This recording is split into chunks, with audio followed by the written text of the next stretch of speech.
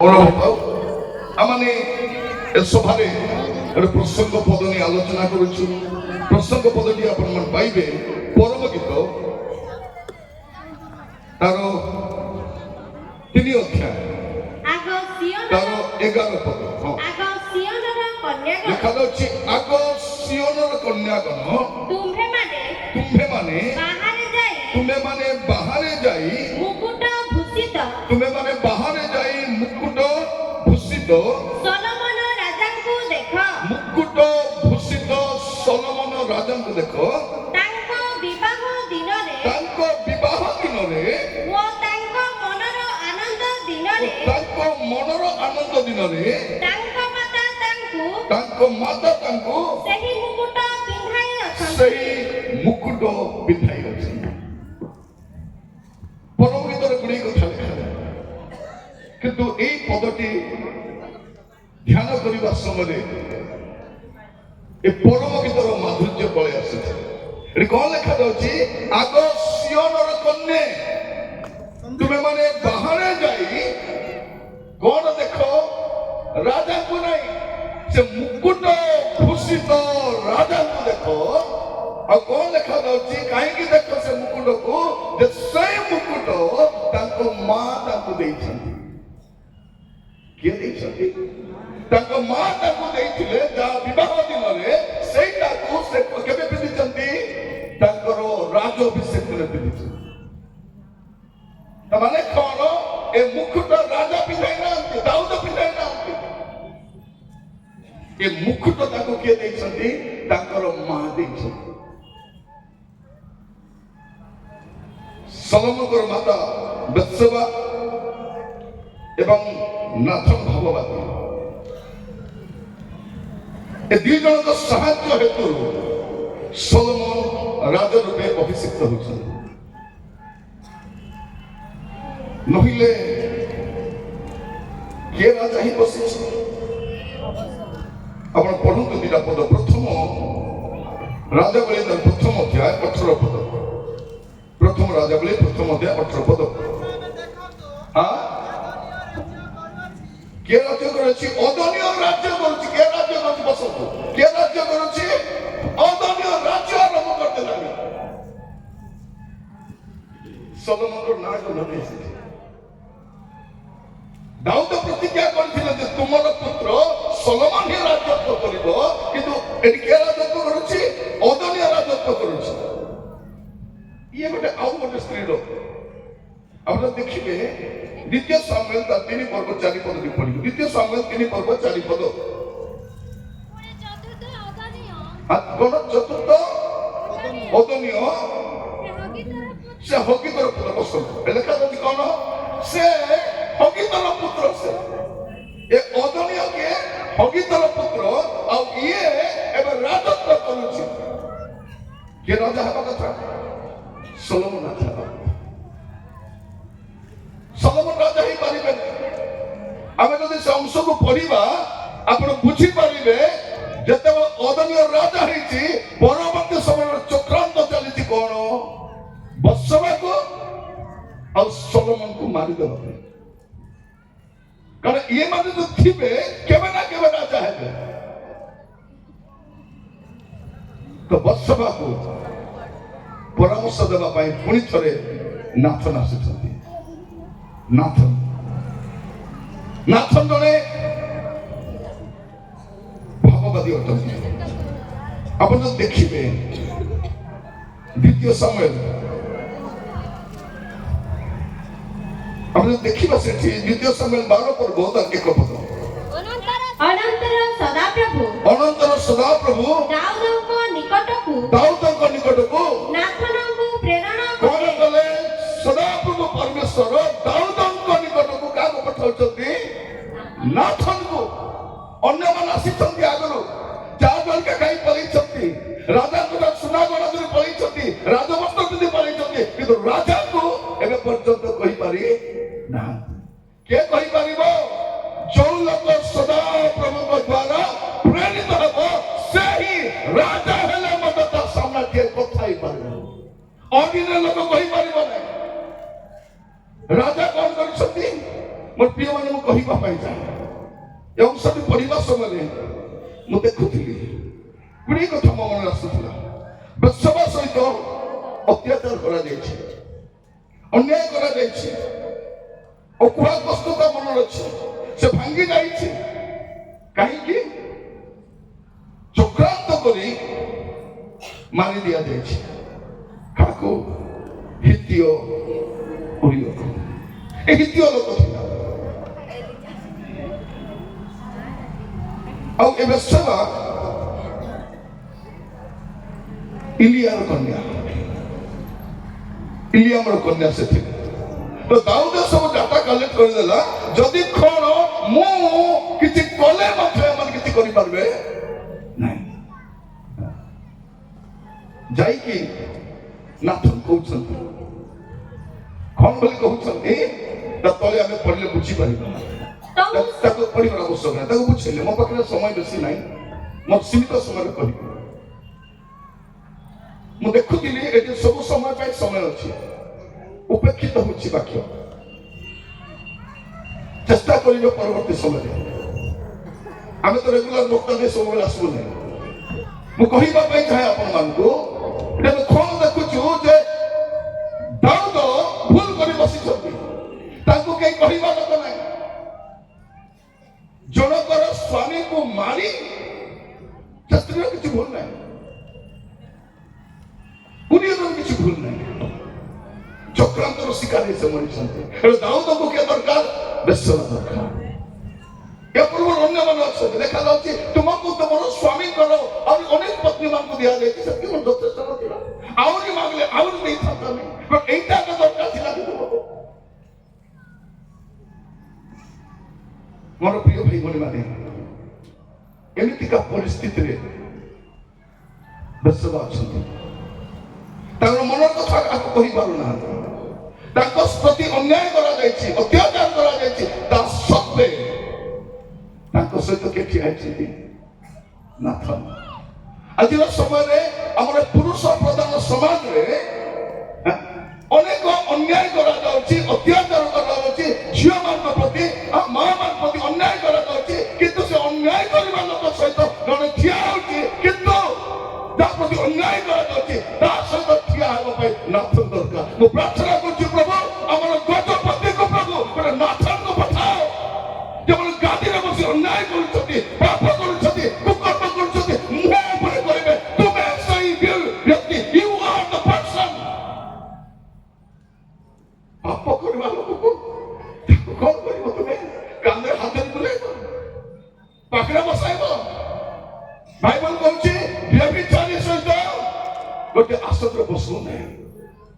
ମୁଁ କହିବା ପାଇଁ ଚାହେଁ ପ୍ରତ୍ୟେକ ପ୍ରଭୁଙ୍କ ଦାସ ମାନଙ୍କୁ, ଯଦି ପାପକୁ ପାପ ବୋଲି କହିବାର ସାହସ ନାହିଁ, ମାଇକ୍ ଧରିବାର ନାହିଁ, କହିଦିଅନ୍ତୁ ଲର୍ଡ ଆଇ ଏମ୍ ସରି, ମୁଁ କହିପାରିବି ନାହିଁ। ନାଥନକୁ ପଠେଇଦେବେ, ନାଥନ ଦରକାର। ମୋର ପ୍ରିୟ ଭାଇ ଭଉଣୀ ମାନେ, ମଣ୍ଡଳୀ ମଧ୍ୟରେ ଅନେକଙ୍କ ପ୍ରତି ଅତ୍ୟାଚାର କରାଯାଉଛି, ଅନେକ ପ୍ରକାର ଦୁର୍ବ୍ୟବହାର କରାଯାଉଛି। କାହା ଦ୍ୱାରା? ଶାସନକର୍ତ୍ତା ଦ୍ୱାରା, ସେବକ ମାନଙ୍କ ଦ୍ୱାରା, ଲିଡର୍ସ ମାନଙ୍କ ଦ୍ୱାରା।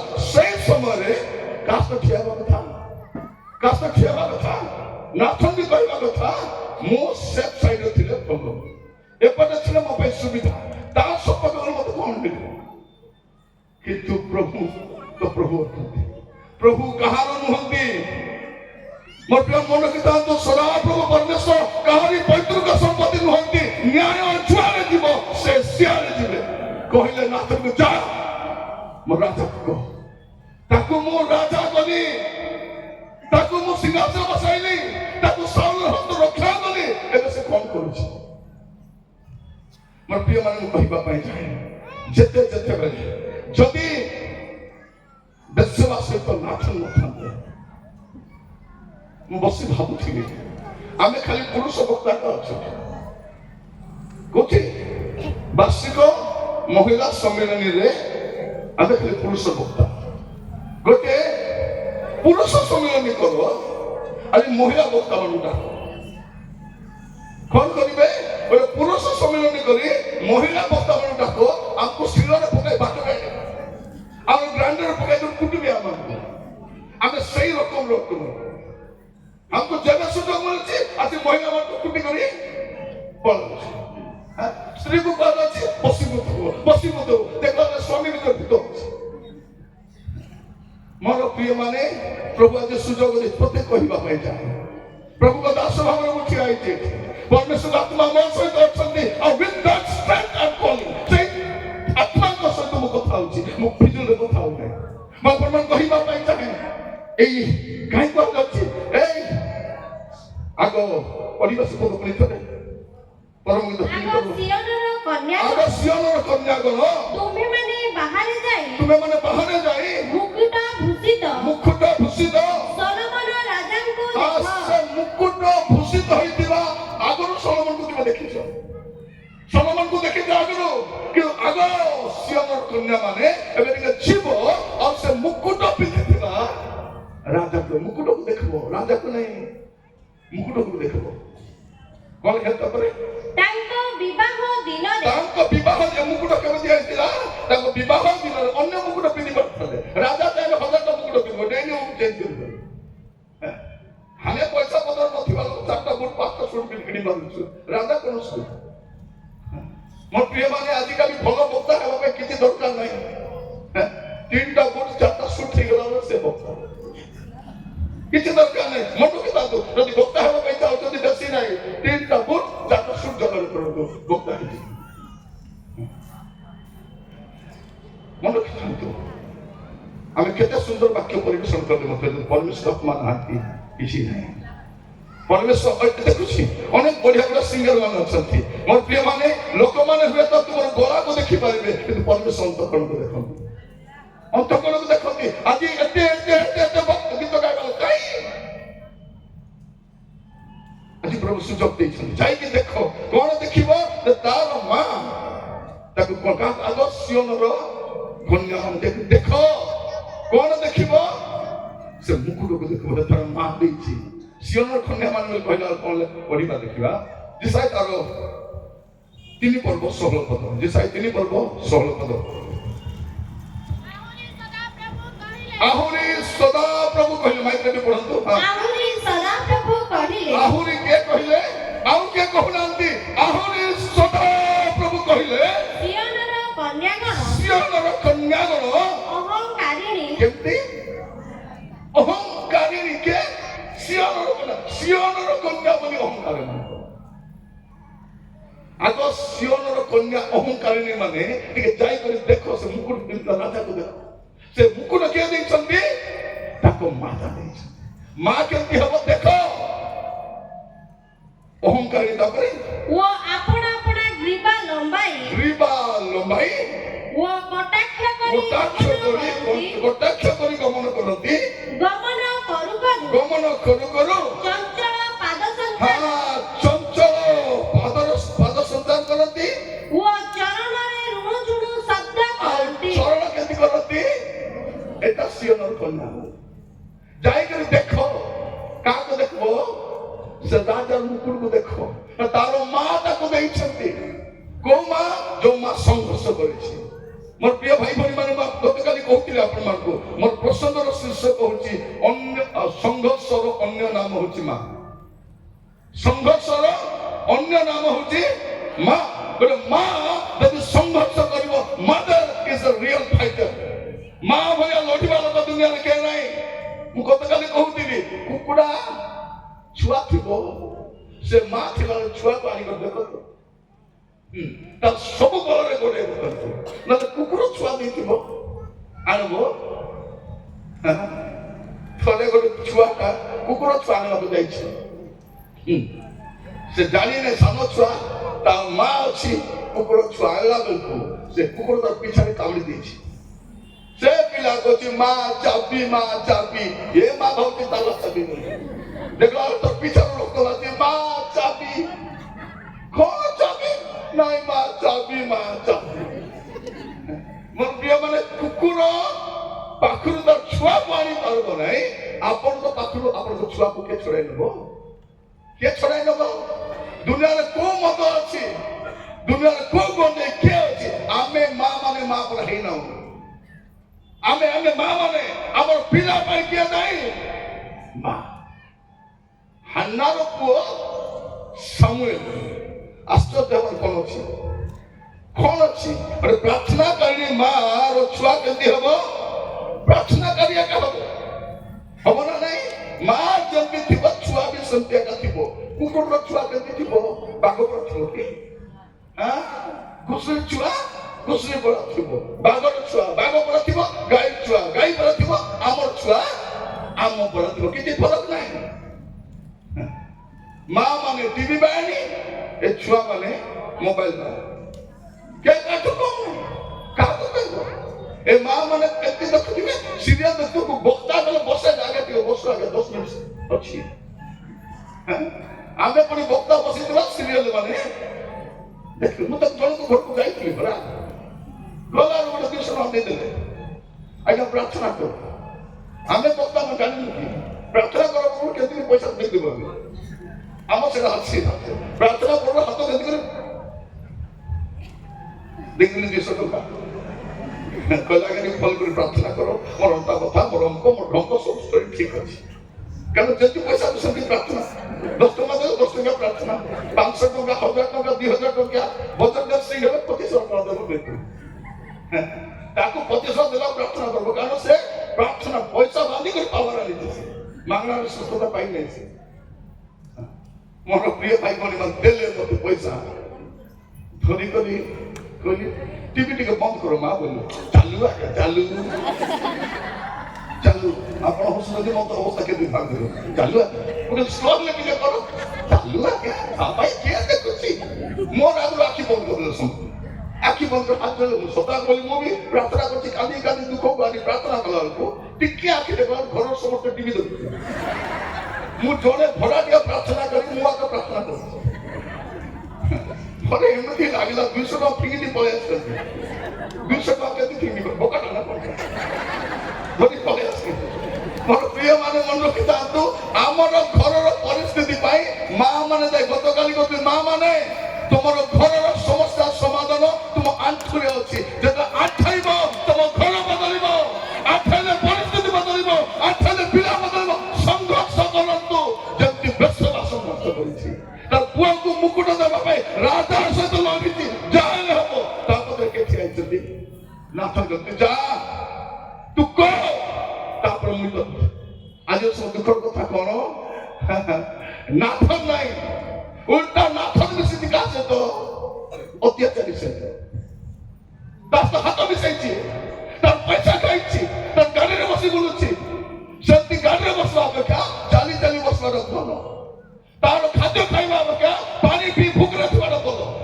ମୋର ପ୍ରିୟ ମନ ରଖିଥାନ୍ତୁ, ମୁଁ କହିବା ପାଇଁ ଚାହେଁ ମୋର ପ୍ରାର୍ଥନା ପ୍ରଭୁ ଏଇ 2025 ମସିହାରେ ପ୍ରଭୁ ଆମର ଗଜପତିକୁ ଗୋଟେ ନାଥଙ୍କୁ ପଠାଅ, ଯେ ମୁହଁ ଉପରେ କହିବ, ବାପକୁ କହିବ, ଲୋକ କହିବ ୟୁ ଆର୍ ଦ କଣ୍ଟ୍ରି, ତୁମେ ସେଇ ଲୋକ କହିବା ପାଇଁ ଦରକାର। ପ୍ରାର୍ଥନା କରୁଛି, ପ୍ରାର୍ଥନା କରୁଛି ପ୍ରଭୁଙ୍କ ଠାରୁ ଯେ ପ୍ରେରିତ ହବ ସେ କହିପାରିବ। ଆପଣ ଦେଖିବେ ଜଗନ୍ନାଥ ଏକ ପର୍ବ 6 ପଦ ବି ଦେଖନ୍ତୁ, ୱଣ୍ଡରଫୁଲ ଦେଖାଉଛି। ଈଶ୍ୱରଙ୍କ ନିକଟରୁ ମାଇକ୍ରୋ ପଢନ୍ତୁ। ଈଶ୍ୱରଙ୍କ ନିକଟରୁ ପ୍ରେରିତ ଜଣେ ବ୍ୟକ୍ତି ଆସିଲେ ଈଶ୍ୱରଙ୍କ ନିକଟରୁ। ବାଇବଲ କଲେଜରୁ ନାହିଁ, ସମିତ୍ର ନାହିଁ, କେତେକୁ ଗଣାଇକରି ପଠାଇ ନାହିଁ, ଈଶ୍ୱରଙ୍କ ନିକଟରୁ ପ୍ରେରିତ ଜଣେ ବ୍ୟକ୍ତି ଆସିଲେ। ତାଙ୍କ ନାମ ନାଥନ, ତାଙ୍କ ନାମ ଜହନ। ଦରକାର ଅଛି, ଦରକାର ଅଛି। କୁହାଯାଉଛି ଯାଅ ସେ ମୁକୁଟ ଭୂଷିତ ରାଜାକୁ ଦେଖ, ସେ ମୁକୁଟ ତାର ମା ଦେଇଛି। ମା ମାନେ ଆଜି ପ୍ରାର୍ଥନା କରିବ, ମା ମାନେ ମା ପରେ ହେବାର ଅଛି। ଆଗରୁ ମା ମାନେ କେମିତି ଥିଲେ? ସେ ମା ମାନେ ଥିଲେ ବୋଲି ଆପଣ ମା ହେଇଛନ୍ତି, ଘରଣୀ ହେଇଛନ୍ତି। ଏবার ମା ମାନେ ଥିଲେ 6 ମାସ ବେଶୀ ଲାଷ୍ଟିଂ କରିବନି। ସେ 6 ମାସ ଏ ଝିଅ ମାନଙ୍କୁ ଯାଅ ପାଣି ଟିକେ ଆଣିବ, ରାଜନୀତି ହସୁଛନ୍ତି। ହେଲେ ପାଣି ତ ଆଣୁ ନାହିଁ, ବାସନ ମାଛ তোর বাসন মাজলা পুরো বুঝছি ভাই বলে হ্যাঁ তো চাকরানি বলে মা কা চাকরানি এসব মহারানী মনে ଏବେ ସାହାଯ୍ୟ କରିବ କେବେ କରିବ? ଆଙ୍କ କଥା ଛାଡ଼, ପିଲାମାନେ କହୁଛି ଜାଣ ଫୁଟାଣିଲେ ବାଣ ଜାଣ କମା ମାନିଲେ ବାରଟା ଫୁଟାଣି ବାପାକୁ ଫୁଟାଣି ମାରି କଥା ହଉଛୁ କଣ ଡାଡି ତୁମେ କଣ କରିଦେଇଛ ଡାଡି ଟିଫିନର ଚେଡି ମିଶା ଡାଡି କିଣି ଦେଇଛ କୁହ ତାକୁ 25 ବର୍ଷ ହେଲୁଣି ଚାଉଳ କମାନି ନାହିଁ ବାପା ରୂପାରେ ବଞ୍ଚୁଛୁ ବାପାକୁ ଜବାବ ଦଉଛୁ ଆରେ ମା ବି ସପୋର୍ଟ ଏ ମା ମାନେ କଣ ମା ଏମାନଙ୍କୁ ଫୁଲମାଳ ପିନ୍ଧା ଏ ମା ମାନଙ୍କୁ ଫୁଲମାଳ ଦେଇକରି ତମର ପୁରା ମା ଦୁନିଆରେ ନାହିଁ ତମ ପିଲାର ବରବାଦ ପାଇଁ ତୁମେ କାନ୍ଦ ମା ମାନେ କାନ୍ଦ এটা বিলাসর সময় নাই এইটা বিলাপর সময় এটা ক্রন্দন সময় এটা ছাতিরে মানি করি আমার মা মানে টিভি দেখি কাঁদুছে বায়ানি মানে টিভি দেখি কাঁদুছে আরে কাঁদি করে কଣ করছো সম্মান আমার ঘর স্টোরি ভরিয়া কাহিছে আজ্ঞা কার ঘর স্টোরি আমার ঘর স্টোরি নিদো শুনাই তো আজ্ঞা রাতে 2টা যাই টিভি দেখতে নিদো কাইটা শুনাই তো আঠা প্রার্থনা করে মোর কথা শুনতো এ অশ্রু অভিশাপ নহে অশ্রু আশীর্বাদ অটে আপনার যথা সময়ে অশ্রুকে ব্যবহার করন্তু পিলাମାନେ কেবে আসিব আগ গরিব থিলু ইজ্জত থিলা গরিব থিলু কি নাই ইজ্জত থিলা ঘরে সমস্ত শুনছে সুতা থিলা ফটা ফুটাକୁ ସିଲେଇ ମା ମାନେ ଶାଢ଼ୀ ବି ସିଲେଇ করে ଚିରା ଶାଢ଼ୀକୁ ସିଲେଇ କରି ପିନ୍ଧିଛନ୍ତି ବ୍ଲାଉଜକୁ ସିଲେଇଛନ୍ତି ସାୟାକୁ ସିଲେଇଛନ୍ତି ଆମକୁ ବି ସିଲେଇ କରି ଦେଇଛନ୍ତି ଫଟା ପିନ୍ଧିବା ଏବେ ପଇସା ଦୁଇଟା ହେଲା ଆମର ପିଲାମାନେ ଦୋକାନରେ ଯାଇକରି ଭଲ ଜିନ୍ ପ୍ୟାଣ୍ଟ କିଣି ଆସିକରି ବ୍ଲେଡରେ କାଟୁଛନ୍ତି ପ୍ରାର୍ଥନା କର ପ୍ରଭୁ ମୋର ପୁଅକୁ ଭିକାରୀ ଭୂତ ଲାଗିଛି ପ୍ରଭୁ ବୋଲି ପ୍ରାର୍ଥନା କର କି ଭୂତ ଭିକାରୀ ଭୂତ ଝିଅ ମାନେ ବି କମ କି ଏ ଚଣ୍ଡାଳି ମାନେ ବି କମ ନୁହଁ ବୋଲେ ଚର୍ଚ୍ଚରେ ଯାଇଥିଲି ଖଣ୍ଡିଆ ପିନ୍ଧିକରି ଆଉ ମେ ହାତ ଉଠା ହାତ ସିଧା କର ସିଧା ରଖ କି ଆଲୋଚନା କରୁ ତଳ ତ ବାୟା କରୁ ତଳ ମା ମାନେ ଆଜିର ମିଟିଂ ଆପଣଙ୍କ ପାଇଁ ଘରର ପରିସ୍ଥିତି ବଦଳିବ ସମସ୍ୟା କାହିଁକି ସଂଘର୍ଷ କରନ୍ତୁ ଏ ଦାଉଦ ରାଜା ମୁକୁଟ ଦେଇନାହାନ୍ତି ତାର ମା ତାକୁ ଦେଇଛନ୍ତି ଆଉ ସେ ମୁକୁଟ ସେ ରାଜ ଅଭିଷେକ ଦିନକୁ କହୁଛି ସେ କଣ ଦେବେ ମୋର ମା ଆମେ ଯାହା ବି ହେଇଛୁ ଆମର ମା ପାଇଁ ହେଇଛୁ ମାର ଦୟାରେ ଟିଚର ହବ ମାର ଯତ୍ନରେ ପୋଲିସ ଅଫିସର ହବ ବ୍ୟାଙ୍କ ମ୍ୟାନେଜର ହବ ପ୍ରଚାରକ ହବ ସେ ମାକୁ ପ୍ରଚାର ଏଟାକୁ କହିଲେ ଆମର ଗୋପବନ୍ଧୁ ଦାସ କହିଥିଲେ କୂଳ ବୁଡ଼ିଲା ବେଳକୁ ଘୋଡ଼ା ମୁହାଁ ପୁଅର ଜନ୍ମ এটা ঘোড়া মুহাଁ ମାନେ এটা ମାନେ ବାପା ମାର ଉପକାରକୁ ଦୟାକୁ ଉପେକ୍ଷା କରିବେ ଜବାବ ଦେବେ ଆଜି ପ୍ରାର୍ଥନା କରିବା ସମସ୍ତେ ଏ ମିଟିଂରୁ ଗଲା ବେଳକୁ ପ୍ରଭୁ ମତେ ଦୟା କର ମା ମାନେ ବେଶବା ପରିବର୍ତ୍ତନ ଦୁଃଖ ଅଛି କଷ୍ଟ ଅଛି ନୈରାଶ୍ୟ ଅଛି ସମସ୍ୟା ଅଛି କିନ୍ତୁ ମା ଅଣ୍ଟା ଭିଡୁଛି ପୁଅକୁ ସମାନ ସେ କହିବା ପାଇଁ ଚାहे ବାବୁରେ ମୋର ପ୍ରତି ଅନ୍ୟାୟ ହେଇଛି ତୋର ପ୍ରତି ଅନ୍ୟାୟ ହେବାକୁ ଦେବି ନାହିଁ ମୁଁ କଷ୍ଟ ଦେଇ ଯାଇଛି ତତେ ସାହିବାକୁ ଦେବ ନାହିଁ ମା ବଞ୍ଚିଥିବା ଚାହେଁ ପିଲାକୁ ଦେଖି ସେଟା ମା ଆମର ଏଇ ମାନେ ବାପା ମାକୁ ପଚାରୁନାହାନ୍ତି ଭଉଣୀ ମାନେ ଶୁକ୍ରବାର ଦିନ ଫାଷ୍ଟିଂ ଆଜି ଆମର ଉପବାସ ପ୍ରାର୍ଥନା ଚାଲିଛି ତମର ଚାଲିଛି ତମ ଶାଶୁ ଚାଲିନି ତାକୁ ଟାଇମରେ ଖାଇବାକୁ ଦିଅ ଖାଇବା ପାଇଁ ଦିଅ କଣ ଅଛି ଏ ବୁଢୀ ଖାଇବା ଆଜି ଶୁକ୍ରବାର ଜାଣିନ ତମେ ଜାଣିଥିବ ସେ ବୁଢୀ ଲୋକ ଖାଇବାକୁ ଦିଅ ଛଅଟା ସେ କାନ୍ଦି ପକାଉଥିବେ ସେ ଶାଶୁକୁ କନ୍ଦାଉଥିବେ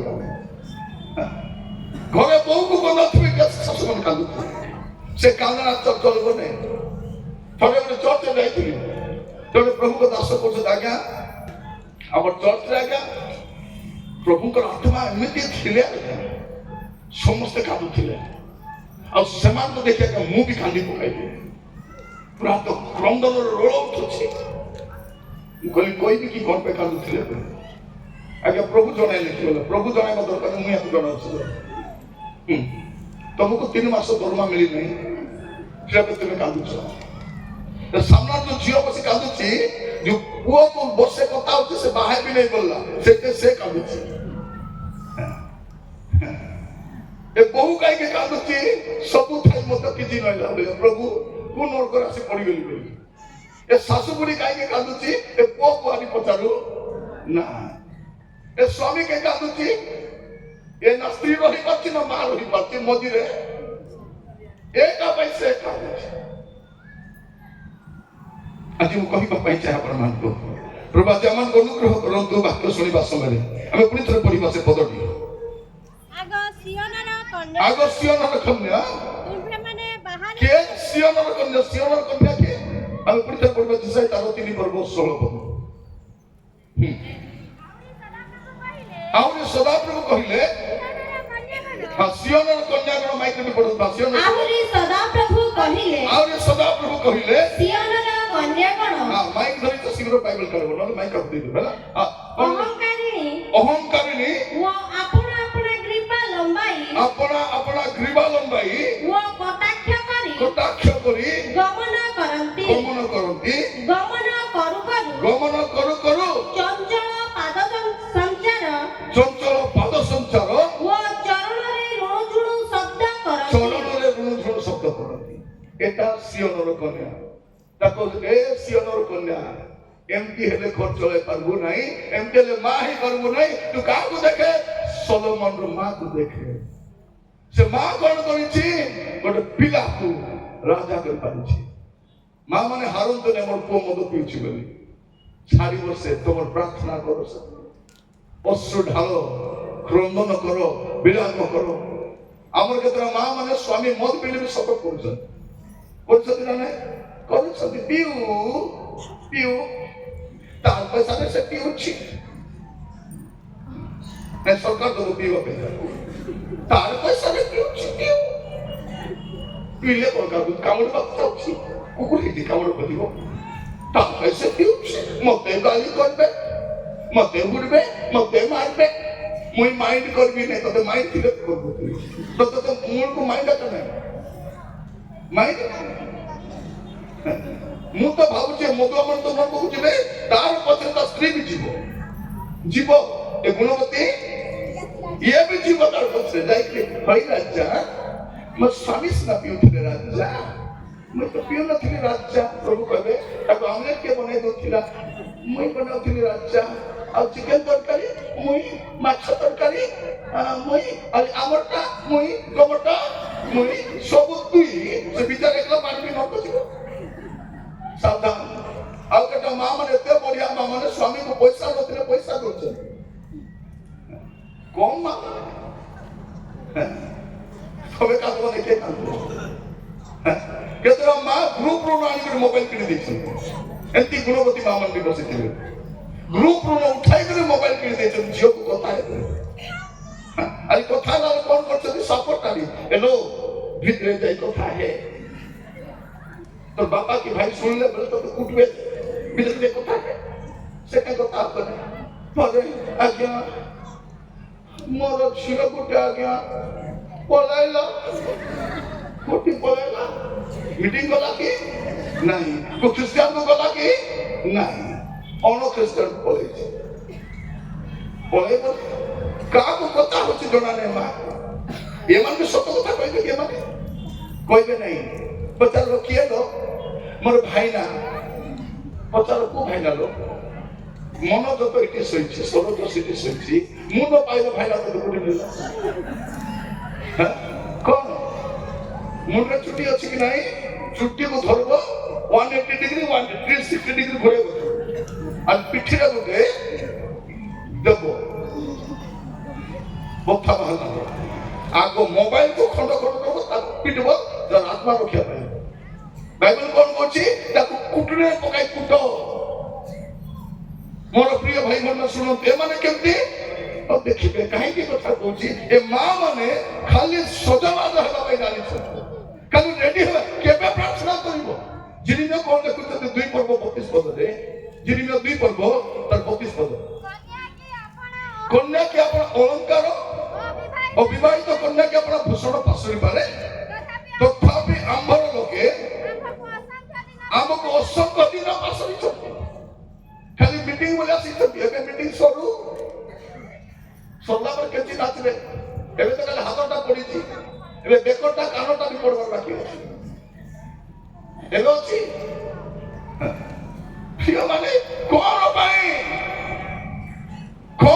ଲେଖା ଅଛି କଣ ଏ କନ୍ୟା ଭୂଷଣ ପାଶରି ପାରିବ ନାହିଁ ବିବାହିତ କନ୍ୟା ଅଳଙ୍କାର ପାଶରି ପାରିବ ନାହିଁ କିନ୍ତୁ ଏମାନେ ପ୍ରଭୁଙ୍କୁ ପାଶରିଛନ୍ତି ଆଉ ପ୍ରଭୁଙ୍କୁ ପାଶରିବା ଲୋକ କେମିତି ଭଲ କରିପାରିବ କେମିତି ଭଲ କରିପାରିବ ଆଜି ମୁଁ କହିବା ପାଇଁ ଚାହେଁ ପ୍ରଭୁ ଆମମାନଙ୍କୁ ଅନୁଗ୍ରହ କରନ୍ତି ବସିବା ସମୟରେ ଗୋଟେ ବିବାହିତ କନ୍ୟା ଗୋଟେ ବିବାହିତ ସ୍ତ୍ରୀର ଭୂଷଣ କଣ ହେବା ଦରକାର এই ସିଓନର କନ୍ୟା ମାନେ କଣ ଅହଙ୍କାରିଣୀ ଗ୍ରୀବା ଲମ୍ବାଉଛନ୍ତି କଟାକ୍ଷା କରୁଛନ୍ତି ଚଞ୍ଚଳ ପାଦରେ ଚାଲୁଛନ୍ତି ରୁଣୁଝୁଣୁ କରୁଛନ୍ତି କିନ୍ତୁ କଣ ଭୂଷଣ ହେବାର ଅଛି ମଣ୍ଡଳୀକୁ ଲେଖିବା ସମୟରେ ସାଧୁ ପାଉଲ ତିମୋଥୀକୁ ଲେଖୁଛନ୍ତି ପ୍ରଥମ ତିମୋଥୀ ତାର 2 ପର୍ବ 9-11 ପ୍ରଥମ ତିମୋଥୀ 2:9-11 ମାଇକ୍ରୋଫୋନରେ ପଢନ୍ତୁ ପ୍ରଥମ ତିମୋଥୀ 2 ପର୍ବ 9-11 ସମାଚାର ସକାଶ ମୋ ଅପରାଧୀ ପରି ବନ୍ଧନ ପର୍ଯ୍ୟନ୍ତ କଣ ପଡୁଛି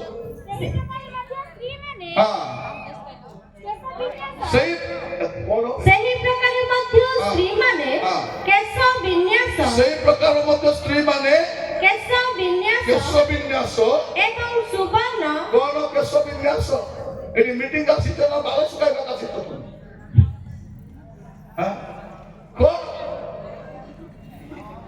କଣ ଲେଖା ଅଛି କେଶ ବିନ୍ୟାସ ଏବଂ ସୁବର୍ଣ୍ଣ କି ମୁକ୍ତା କି ମୂଲ୍ୟବାନ ବସ୍ତ୍ରରେ ଆପଣାକୁ ଭୂଷିତ ନ କରି ଲଜ୍ଜା ବି ଗୋଟେ ଭୂଷଣ ଲଜ୍ଜା ଭଉଣୀ ମାନେ ଅଛି କି ନା ହଜାଇ ଦେଲୁ ନା ବିକି ଖାଇଲୁ ଲଜ୍ଜା ବି ଗୋଟେ କାରଣ ସୁବର୍ଣ୍ଣ ଭୂଷଣ ନାହିଁ ବସ୍ତ୍ର ଭୂଷଣ ନାହିଁ କଣ ଭୂଷଣ ମା ମାନେ ମୁହଁ ଶୁଖାଇ ବସିଛନ୍ତି ଭାଇ ମାନେ ଦାନ୍ତ ଦେଇ ବସିଛନ୍ତି କେବେ ଗୋଟେ ମିଟିଂ କର ଭାଇ ମାନଙ୍କ ମିଟିଂ ମତେ ଆଗ ମୁକ୍ତ କରିଥାନ୍ତ ତାପରେ ସେମାନଙ୍କୁ ବୁଝା ହେବ କଣ ଡାକ ବୋଲି କହିଲି କଣ ଲଜ୍ଜା ସୁବୁଦ୍ଧି ନିର୍ବୁଦ୍ଧି ନାହିଁ ସୁବୁଦ୍ଧି ଯଦି ଥାନ୍ତା ମୁଣ୍ଡ ଯାକ ଋଣ ହେଇନଥାନ୍ତା ସୁବୁଦ୍ଧି ଥାନ୍ତା ତା ଘରକୁ ବୁଡ଼ାଇ ନଥାନ୍ତା ସୁବୁଦ୍ଧି ଥାନ୍ତା ସ୍ୱାମୀ ସହିତ ଅଲଗା ନଥାନ୍ତା ସୁବୁଦ୍ଧି ଥାନ୍ତା ତା ପରିବାରକୁ ବଞ୍ଚେଇ ପାରିଥାନ୍ତା ଆଉ ସବୁ ବୁଦ୍ଧି ଅଛି ସୁବୁଦ୍ଧି ନାହିଁ ଲଜ୍ଜା ବି ଗୋଟେ ଭୂଷଣ ସୁବୁଦ୍ଧି ତାପରେ ସୁବୁଦ୍ଧି ସହକାରେ ପରିପାଟି ପରିଚ୍ଛଦ ପିନ୍ଧି କେମିତି ପିନ୍ଧିବାର ଅଛି ଭଉଣୀ ମାନେ ଲୁଗା ପିନ୍ଧିଲା ପରେ ବାହାରକୁ ଯିବା ପୂର୍ବରୁ ଟିକେ ଭଲକୁ ଦେଖ ନିଜକୁ ତାପରେ ପ୍ରଭୁଙ୍କୁ ପଚାରିଲ ରାଜା ଯିବି କି ବୋଲି ଦେବୁ ଯାହା ବୋଲେ ଯାହା ମୁଁ ଦେଖୁଛି କହିବାକୁ ଲଜ୍ଜା ଲାଗୁଛି କିନ୍ତୁ କହିବାକୁ ଆମର କଥା କହିଲେ କେମିତି ହବ ଶାଢ଼ୀ କେମିତି ପିନ୍ଧୁଛ କେମିତି ପିନ୍ଧୁଛ ଆମକୁ ଦେଖି ଲୋକ ଜାଣିବାର ଅଛି ଗୋଟେ ଖ୍ରୀଷ୍ଟିଆନ ଭଉଣୀ ହେଇଥିବ ଖ୍ରୀଷ୍ଟିଆନ ମା ହେଇଥିବ ଖ୍ରୀଷ୍ଟିଆନ ଝିଅ ଆମର ପୋଷାକ ପିନ୍ଧା ଦେଖି ଲୋକ କହିବାର ଅଛି ଆମର ପିଲାମାନେ କୋଉଠି ପ୍ୟାଣ୍ଟ ପିନ୍ଧୁଛନ୍ତି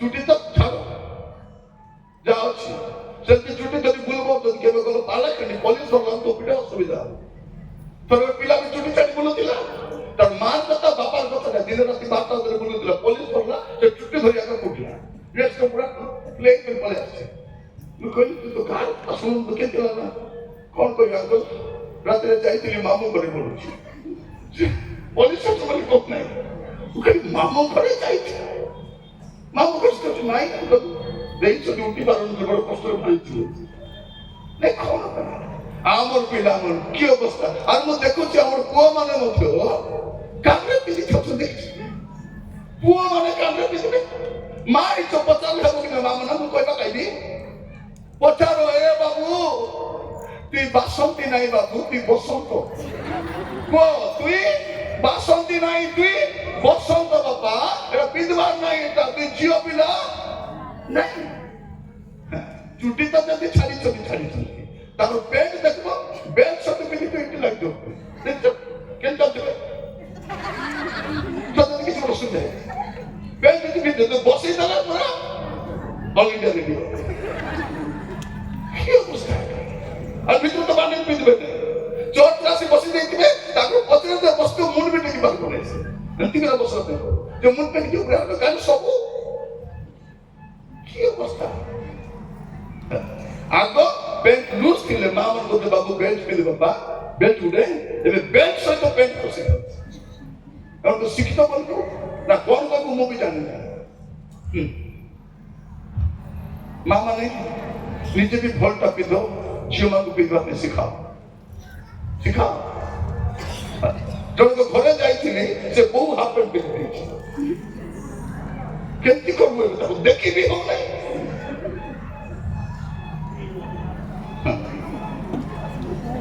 ପ୍ରିୟ ମାନେ ମୁଁ କହିବା ପାଇଁ ଚାହେଁ ପିନ୍ଧିଲା ବେଳକୁ ସାବଧାନ କୋଉଟା ପିନ୍ଧି ଯୋଉଟା କି ଲୋକ ବେଡରୁମରେ ପିନ୍ଧୁଥିଲେ ଏବେ ସେ କୋଉଠି ପିନ୍ଧି ବୁଲୁଛନ୍ତି ରାସ୍ତା। ସେବେ କହିବେ ଓଡିଆ ସବୁଠୁ ବଢିଆ ବୋଲି। କଣ ଓଡିଆ ସବୁଠୁ ବଢିଆ ପିନ୍ଧିବ ଆଜି ଗଲା ପରେ এইটা ବି ତମର ଭୂଷଣ ଅଟେ। ତାପରେ କଣ ଲେଖା ଅଛି ପିନ୍ଧି ଧର୍ମ ପରାୟଣ ଶିକ୍ଷାର ଭୂଷଣ, ତାପରେ ସତ୍କର୍ମ ଗୋଟେ ଭୂଷଣ, ପୂର୍ଣ୍ଣ ବଶ୍ୟତା ଭୂଷଣ, ମନୋଭାବ ବି ଗୋଟେ ଭୂଷଣ। ଏ ଭୂଷଣ ଛାଡିବନି। এটা হচ্ছে সাতটা আভূষণ ଗୋଟେ ମହିଳା। ଏ ସିଓନର କନ୍ୟାଗଣ ତାକୁ ଯାଇ ଦେଖ। ତମେ ଏମିତି ହିଁ ବୁଲ ନାହିଁ, ଦେଖ ତାର ମାକୁ ଦେଖ, ଶିଖ। ତୁମେ ବି ଯେବେ ମା ହେବ ମା ପରା ହୁଅ। ମା ଯଦି ଚାହିଁଲା କଣ କରିପାରିବ ନାହିଁ, କଣ କରିପାରିବ ନାହିଁ। ଆଜିକାଲି ମା ମାନେ ନ ମରି କରି ପାଇଛି ଗୋଟେ ଝିଅ ତାକୁ ହାତ ବି ଲଗାଇବି ନାହିଁ। ଏବେ ହାତ ଲଗାଉ ନାହିଁ। ପୁଅକୁ ତ ମୁଇଁ କେବେ ବି ହାତ ଲଗାଇ ଲଗାଉ ନାହିଁ। ବଲ ହେଲା ପରେ ତମକୁ ସେ ଲଗାଇ ବସେ। ମା ମାନେ ଆପଣ ତ କାନ୍ଦବା ପାଇଁ ପଡିବ। ଏବେ ହେଲେ କାନ୍ଦବେ, ତେବେ ହେଲେ କାନ୍ଦବେ। ଆପଣ କେବେ କାନ୍ଦବା ପାଇଁ ପସନ୍ଦ କରୁଛନ୍ତି? ଆପଣ କେବେ କାନ୍ଦିବେ? କାନ୍ଦିବାକୁ ପଡିବ ଏବେ, ନହେଲେ ତେବେ କେବେ କାନ୍ଦିବେ। ସମୟ ଆସିଛି ଏ ସଲୋମନଙ୍କର ମା ବେଶ୍ୟା ହିତୀୟ ସ୍ତ୍ରୀ ଲୋକର ସେଟା ହିତୀୟଟା ସେ ହିତୀୟ ଲୋକ କେତେ ଡେଞ୍ଜରସ୍ ମୁଁ ସିଆଡେ ଯାଉନି। ହିତୀୟ ଲୋକ କେତେ ପ୍ରଭୁଙ୍କ ଲୋକମାନେ କେବେ ବି ହିତୀୟ ଲୋକ ହାତ ଲଗାଇବେ ନାହିଁ। ଅବ୍ରାହମ ମନା କଲା ନାହିଁ ହିତୀୟ ମାନ ପାଖେ ଯିବ। ହିତୀୟ ପାଖେ ନାହିଁ। ଏସାଉ ହିତୀୟକୁ ବିବାହ ହେଲା, ତାକୁ ଚଟନି କଲେ, ତା ହିଷ୍ଟ୍ରି ଖତମ। ପିଲାମାନେ ସାବଧାନ କାହାକୁ ବାହାରୁଛ, ସାବଧାନ। ବାହା ହେବା ପୂର୍ବ ଚିନ୍ତା କର ଦୋସ୍ତ, କାରଣ କଲର ତ ଟିକେ ବାହା ହେବ ନାହିଁ। ଆଜିକାଲି ବାହା ହେବା ସହ କଣ ଦେଖୁଛନ୍ତି ପିଲାମାନେ ABCD ଥିବା A for age, B for beauty, C for color, D for dowry, E for education, F for finance, H for height. Bus ABCD EFG ସରକାର କିଛି ନାହିଁ। ପ୍ରାର୍ଥନା କର। ବିବାହ ହଉଛି ଶୈତାନର ଶେଷ ଅସ୍ତ୍ର। ବିବାହ ଶୈତାନର ଶେଷ ଅସ୍ତ୍ର। ଆପଣଙ୍କ ଜୀବନରେ କେବେ କିଛି ନ କଲା ବେଳକୁ ବିବାହ ସମୟରେ ଶୈତାନ କାମ କରିବ। ମନେ ରଖିଛ? ପ୍ରାର୍ଥନା କର। ଝିଅ ମାନେ ଆଣ୍ଠୁରେ ରୁହ, ଭାଇ ମାନେ ଆଣ୍ଠୁରେ ରୁହ। ବାହା ହେବା ପୂର୍ବରୁ এটা ଯୁବ ମିଟିଂରେ କହିବାର ଥିଲା, ସେଠି ଆସିଲେ ପାଇଁ ଟିକେ କହୁଛି। ମନେ ରଖିଛ? ଗୋଟିଏ ଜୀବନ ପ୍ରଭୁଙ୍କ ପାଇଁ ବଞ୍ଚିବା ପାଇଁ ଡିସାଇଡ୍। ମା ମାନଙ୍କୁ କହିବା ପାଇଁ ଚାଲ, ପ୍ରାର୍ଥନା କର, ପ୍ରଭୁ ମତେ ଦୟା କର ମୋର ପୁଅ ପାଇଁ ଲଢିବା ପାଇଁ। ଶୈତାନ ସେ କଣ କରିବ? ଶତ୍ରୁର ହସ୍ତରୁ ତା ପାଟିରୁ ଛଡାଇ ଆଣିବାର କ୍ଷମତା ତାର ଅଛି, ମାର ଅଛି। ମାର ଥରେ ଗୋଟେ ବୁଢୀ ମାକୁ ମୁଁ ଦେଖିଛି। ତାର ଛୁଆ, ସେ ବୁଢୀ ମା ଯାଉଛି, ଗୋଟେ ଛୁଆ ଅଟୋର ଚକ ତଳେ ପଳେଇ ଆସିଛି। କାନ୍ଦୁଛି କାନ୍ଦୁଛି କାନ୍ଦୁଛି। ବାକି ଲୋକମାନେ କାନ୍ଦୁଛନ୍ତି। ସେ ବୁଢୀ ଗଲା ଅଟୋକୁ ଟେକିଲା। ମୁଁ କାହିଁକି କହୁଛି ଯେ ଆପଣଙ୍କର କଷ୍ଟ ସମୟରେ ଆପଣଙ୍କ ଷ୍ଟ୍ରେଂଥ କଣ ଆପଣ ଜାଣିପାରିବେ। କଷ୍ଟ ସମୟରେ ମା ମାନେ ଆପଣ ମାନେ ଭଲ ସମୟରେ ପ୍ରଭୁଙ୍କ ପାଖକୁ ଆସିନାହାନ୍ତି। କଷ୍ଟ ସମୟରେ, ଖରାପ ସମୟରେ ଆଜି ମୁଁ ପ୍ରାର୍ଥନା କରିବା ପାଇଁ ଚାହେଁ ଆପଣଙ୍କ ପାଇଁ। ଦେଖ ସେ ମୁକୁଟ ଭୂଷିତ ରାଜାଙ୍କୁ ଦେଖ, ସେ ମୁକୁଟ ତାର ମା ଦେଇଛନ୍ତି। ମା ମା ମା ଆଜି ମୁଁ କହିବା ପାଇଁ ଚାହେଁ, ମା ମାନଙ୍କୁ ଯେତେ ବସିଛନ୍ତି ପ୍ରାର୍ଥନା କର, ପ୍ରଭୁ ପୁଅ କାଲିକି କହିବାର ଅଛି। କଣ ବୋଲିକି ମୋର ମା ମତେ ଏଟା ଦେଇଛନ୍ତି ବୋଲି ସେ କହିବାର ଅଛି। ପ୍ରଭୁ ଆଜି ଆମକୁ ଅନୁଗ୍ରହ କରନ୍ତୁ, ଅନୁଗ୍ରହ କରନ୍ତୁ। ଗୋଟେ ଆଦର୍ଶ ମାତା କିଏ? ଯଦି ଆପଣ ଦେଖିବେ ହିତୋପଦେଶ 31:28 ପଢନ୍ତୁ। ହିତୋପଦେଶ 31:28। ତାହାର ସନ୍ତାନ ମାନେ ଉଠି ତାହାକୁ ଧନ୍ୟ ଧନ୍ୟ ଧନ୍ୟ କହନ୍ତି। ହଁ ମା କେମିତି ଟାଇମ୍ ଆସିବ ତାର ପିଲାମାନେ ତାର ସନ୍ତାନ ମାନଙ୍କୁ କହିବେ ଧନ୍ୟ ବିକଜ ଅଫ ୟୁ ମା ତୁଝେ ସଲାମ ବୋଲି କହିବେ ତୋର ପାଇଁ ମୁଁ ହେଇଛି। ଆମ ପିଲାମାନେ ଭୁଲି ଯାଉଛନ୍ତି ମାର ସେ ତ୍ୟାଗକୁ ମାର କଷ୍ଟକୁ ମାର ବୁଝି ଭୁଲି ଯାଉଛି। କାଲି ମୁଁ କହୁ କହିଥିଲି ଆମେ ହକିସ୍ ପିନ୍ଧିଲୁ ଆମ ସମୟରେ ହକିସ୍ ନଥିଲା ଏବେ ସିନା ହକିସ୍ ଆସିଲା। ମୁଁ କହୁ କହିଲି ମାର ଶାଢୀ ପୁରୁଣା ଶାଢୀକୁ ଗୋଟେ 18 ଖଣ୍ଡ କରିବ ଆଉ ମା ସେ କଣ କରିବ ଆମ ପାଇଁ ପ୍ୟାଣ୍ଟ ବନାଉ ସେଟା ପିନ୍ଧି ଆମେ କରିଛୁ। ମା ଜଣେ ଆସି କହିଲେ ଆଜ୍ଞା ସେଟା ବି ନଥିଲା ଆଜ୍ଞା ପିନ୍ଧିବାକୁ ତ ଗୋଟେ ଏକ ଶାଢୀ ଥିବାର ଆମେ କୋଉଠି କାଟିବୁ ସେମିତି ଦିନ ଥିଲା ସେମିତି କରି ମା ବନେଇଥିବ। ସେଇଥିପାଇଁ ଆଜି ସଲୋମନ କୋଉଟା ପିନ୍ଧିଛନ୍ତି ସେଇ ମୁକୁଟ ପିନ୍ଧୁ କହିବା ପାଇଁ ଏ ମୁକୁଟ ମୋର ମା ମତେ ଦେଇଛି ମୋର ମା ପାଇଁ ଆଜି ମୋ ରାଜା ହେଇଛି ମୋର ମା। ଅନେକ ପିଲାମାନେ ଝିଅନ୍ତା ଯୋଉ ବାପା ମାକୁ ମାରି ଦଉଛେ ଅନେକ ଦେଖୁନାହାନ୍ତି। ସେଇ ଗାଁରେ ଏବେ ଆସିଲା ମୁଁ ଶୁଣୁଥିଲି ଗୋଟେ ଘରେ ସ୍ୱାମୀ ସ୍ତ୍ରୀ ଟିଚର ହାଇ ସ୍କୁଲର ଟିଚର ଲକ୍ଷେ ଲକ୍ଷେ ପାଉଛନ୍ତି 2 ଲକ୍ଷ ଟଙ୍କା ଦରକାର। ସେ ସାଇଡରେ ମା ଝୁପଡି ଘରେ ରହୁଛି ଝୁପଡି ଘରେ ରହୁଛି ମା ରାନ୍ଧି ଖାଉଛି ଏ ପୁଅ ବୋଉ ଅନାଉନାହାନ୍ତି। ତମେ 3 ମହଲା ଘରେ ଥିବେ କାହା କଲୋରା ତମେ କାଠ କରି ବୁଲିଲେ କାହା କଲୋରା ତମ ମାକୁ ତ ଏଠି ଆଣିବେ ସମ୍ମିଳନୀ ଦଉଥିବେ। ସ୍ୱାମୀ ସ୍ତ୍ରୀଙ୍କର ଧନ୍ୟବାଦର ଦାନ 50,000 ଦେଇଛନ୍ତି କାହିଁକି ନା ଏନାଉନ୍ସମେଣ୍ଟ ହବ ଏ ସବୁ ଦାନ ଦେବାକୁ ଇଚ୍ଛା ସେଠି କରିବାକୁ ଇଚ୍ଛା ନାହିଁ କାହାକୁ କର ସେଠି ମା।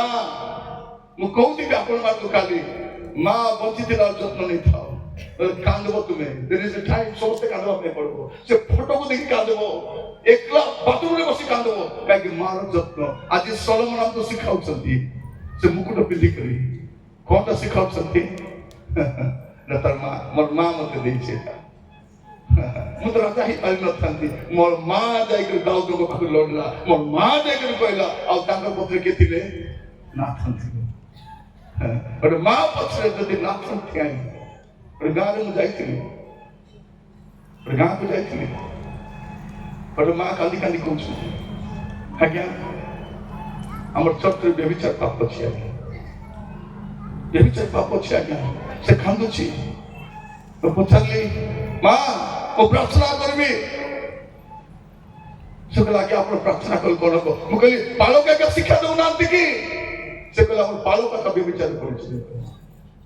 ମୋର ପ୍ରିୟ ଭାଇ ଭଉଣୀ ମାନେ ମୁଁ କହୁଥିଲି ଆପଣମାନଙ୍କୁ ବ୍ୟଭିଚାର ପାପ କୋଉଠି ଥିବା କଥା ବ୍ୟଭିଚାର ପାପ ମଣ୍ଡଳୀର ବାହାରେ ଥିବା କଥା ସେ ପାପ କେତେବେଳେ କୋଉଠି ପଳେଇ ଆସିଛି ଭିତରେ ପଳେଇ ଆସିଛି ଆଉ ସେ ସିଡ଼ି ଚୋରି କୋଉଠି ପଳେଇ ଆସିଛି ଷ୍ଟେଜକୁ ପଳେଇ ଆସିଛି।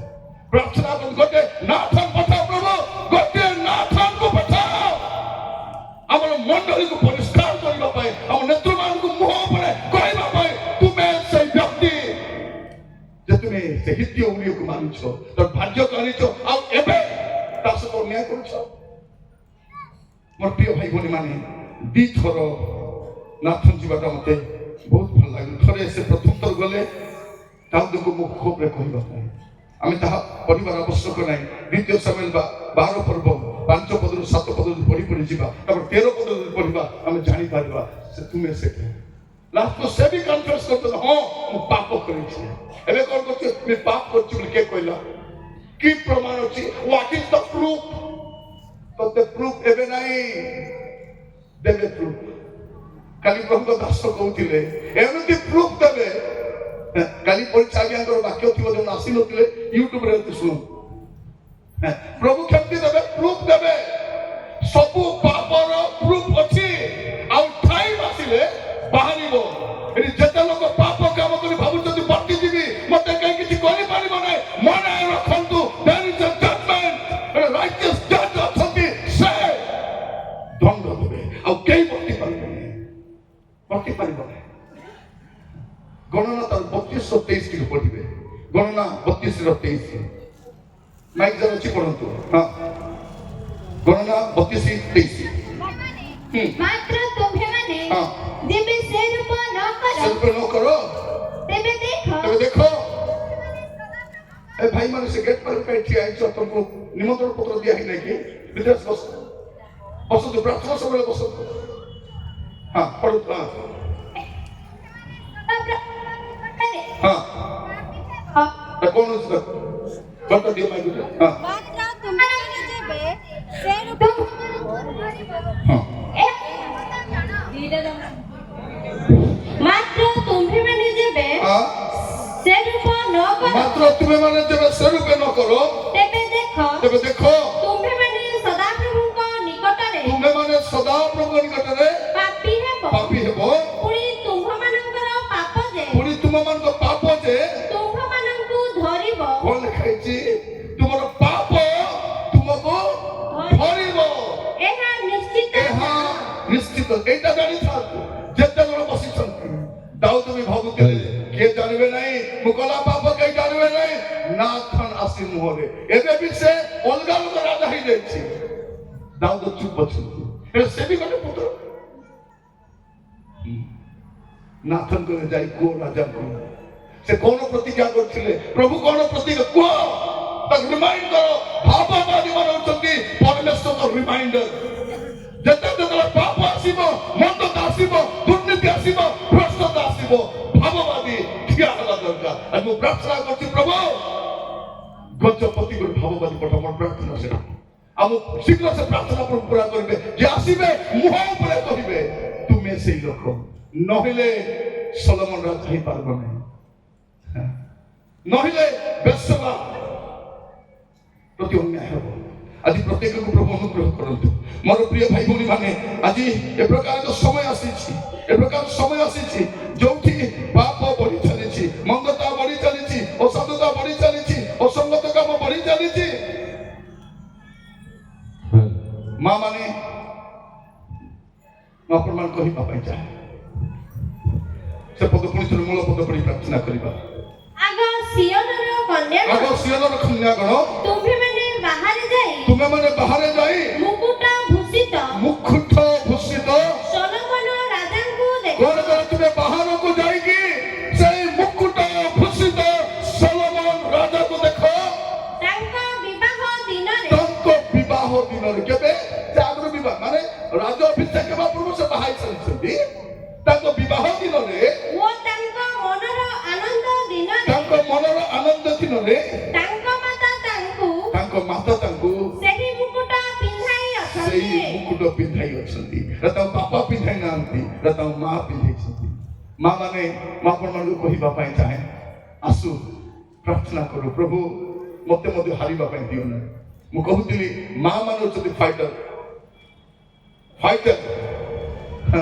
ଥରେ ଗୋଟେ ଛୁଆର ଦେହ ଖରାପ ହେଇଗଲା ମାନେ ହୁଏତ ସେ ମରି ବି ଯାଇଥାଏ ପୁରା ଦେହ ଖରାପ ଡକ୍ଟର ପାଖକୁ ନେଲେ ହେଲା ତମ କଟକରେ ରୁହନ୍ତି ବଡ ଡକ୍ଟର ପାଖକୁ ନେଲେ ଶିଶୁ ଡକ୍ଟର ପାଖକୁ ବୁଲେଇଲେ ସ୍ୱାମୀ ସ୍ତ୍ରୀ ପିଲାଟା ଝାଉଁଳି ଝାଉଁଳି ଝାଉଁଳି ଝାଉଁଳି ଅସୁସ୍ଥ ହେଇଯାଉଛି ଗୋରା ଛୁଆଟା ଦେଖିଲା ବେଳକୁ ପୁରା ଝାଉଁଳି ପଡିଲାନି ମା ଦେଖିଲା ମୋର ଛୁଆର ମରବା ଟାଇମ ହେଇଗଲା ତା ସ୍ୱାମୀକୁ ଟାଣିଲା ଆସ ଭିତରକୁ ସ୍ୱାମୀ ସ୍ତ୍ରୀ ଗଲେ ଆଣ୍ଠେଇଲେ ଛୁଆକୁ କଳରେ ଧରିଲେ କାନ୍ଦିଲେ ପ୍ରଭୁ ତୁମେ ଦେଇଥିବା ଛୁଆ ପ୍ରଭୁ କେମିତି ମରିବ କେମିତି ମରିବ କାନ୍ଦିଲେ ଛୁଆ ଭଲିକିରି ବାହାରିଲା ସେଠୁ ସେଦିନ ମା ଜଣେ ଯାଇ କହୁଛି ପ୍ରଭୁ ମୋର ଝିଅକୁ ଭୂତ ଲାଗିଛି ତୁମେ ଆଗ ଭଲ କରିପାରିବ ମା ମାନେ ତମର ଝିଅ ମାନଙ୍କୁ କି ଭୂତ ଲାଗିଛି ତମେ ଜାଣିଛ ଆଉ ଜଣେ ବାପା ଯାଇ କହୁଛି ପ୍ରଭୁ ମୋର ପୁଅଟି ମରିବା ପୂର୍ବରୁ ଆସନ୍ତୁ ଆମ ପିଲାମାନେ ପାପରେ ମନ୍ଦତାରେ ଭ୍ରଷ୍ଟତାରେ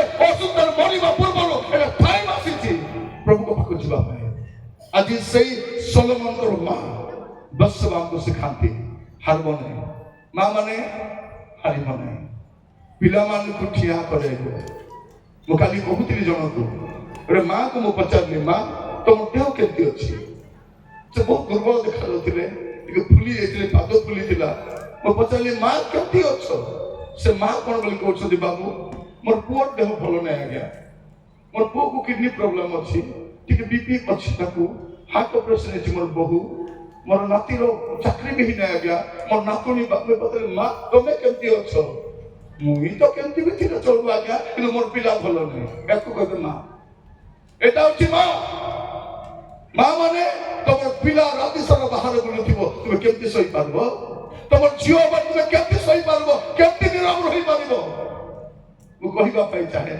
ଆଜି ରେଡି ହେଇଗଲେ ଯଥେଷ୍ଟ।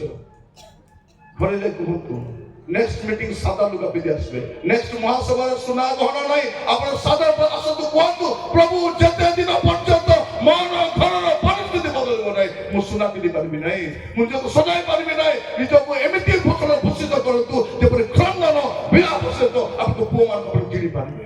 ଆସନ୍ତୁ ପ୍ରାର୍ଥନା କରିବା ପାଇଁ ଯିବା। ସମସ୍ତେ ନିଜ ସ୍ଥାନରେ ଠିଆ ହେବା ଆଉ ବୋଧେ ପ୍ରାର୍ଥନା କରିବା ପାଇଁ ଯିବା। ସମସ୍ତେ ଆପଣା ଆପଣା ସ୍ଥାନରେ ଠିଆ ହେବା, କେହି ବାହାରକୁ ଯିବେ ନାହିଁ। ପ୍ରାର୍ଥନା କରିବା, ଚକ୍ଷୁ ବନ୍ଦ କରିବା, ପ୍ରଭୁ କହିବା ପ୍ରଭୁ ଆଜିର ସମ୍ବାଦ ଦ୍ୱାରା ଆପଣ ମୋ ସହ କଥା ହେଇଛନ୍ତି। ମୋର ପ୍ରିୟ ଭାଇ ଭଉଣୀ ମାନେ, ମୁଁ ପ୍ରଭୁକୁ ପଚାରୁଥିଲି ପ୍ରଭୁ ଏ ପ୍ରଶ୍ନ ତୁମେ କାହିଁକି ମତେ ଦେଇଛ? ମୁଁ ଆୟୋଜକ ମାନଙ୍କ ସହିତ କଥା ହେଲି, ଆଜ୍ଞା କାହିଁକି ଦେଲ? ମୁଁ ଦି ଥର କଥା ହେଲା ପରେ ମୁଁ ବସିକି ପ୍ରାର୍ଥନା କଲି ରାତିରେ, ପ୍ରଭୁ କଣ ପାଇଁ? ପ୍ରଭୁ କହିଲେ ମୋର ସିଓନର କନ୍ୟା ମାନଙ୍କୁ ଯାଇ କୁହ, ମୋର କନ୍ୟା ମାନଙ୍କୁ ଯାଇ କୁହ ସେମାନେ ସଲୋମନର ମାକୁ ଦେଖନ୍ତୁ। ସେ ସିଓନର କନ୍ୟା ପରି ନୁହେଁ, ସେ ଋଣଧୁଣ ଶବ୍ଦ କରି ବୁଲୁ ନାହିଁ, ସେ ଉତ୍ତମ ପୋଷାକ ପିନ୍ଧି ବୁଲୁ ନାହିଁ, ସଜାଇକି ବୁଲୁ ନାହିଁ, ମେକଅପ୍ କରି ବୁଲୁ ନାହିଁ। ତାର ମା ତା ପୁଅ ପାଇଁ ଲଢିବା ପାଇଁ ଯାଇଛି। ମୋର ମା ମାନେ ତମ ପୁଅ ଝିଅ ପାଇଁ ଲଢିବା ସମୟ ଆସିଛି। ଶୈତାନ ଲଢିବା ପାଇଁ, ସମାଜ ଲଢିବା ପାଇଁ, ତାଙ୍କୁ ଛଡାଇ କରି ଆଣିବା ପାଇଁ। ତମର ଛୁଆ ଯଦି ସାନ ଅଛି କୋଳରେ ଧରି କରି କାନ୍ଦ ତୁମେ।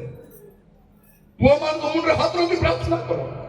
ମୋର ମା ମାନେ ଟାଇମ ଆସିଛି ପୁଅ ମାନଙ୍କୁ କହିବା ପାଇଁ ଚାହେଁ, ବାପା ମାକୁ କନ୍ଦାଇବ ନାହିଁ, କାନ୍ଦଟା କେବେ ସରିବ ନାହିଁ। ଆଜିକାଲି ପିଲାମାନେ କହୁଛନ୍ତି ମୋର ମା ମୋ ପାଇଁ କଣ କରିଛି। ମୁଁ ପଚାରୁଛି ତୁମେ ତୁମ ମା ପାଇଁ କଣ କରିଛ? ମୋ ବାପା ମା ମୋ ପାଇଁ କଣ କରିଛନ୍ତି? ତୁମେ ତୁମ ବାପା ମା ପାଇଁ କଣ କରିଛ? ବାପା ମାକୁ ପ୍ରଶ୍ନ ପଚାରିବା ପୂର୍ବରୁ ଆପଣ କଣ କରିଛନ୍ତି?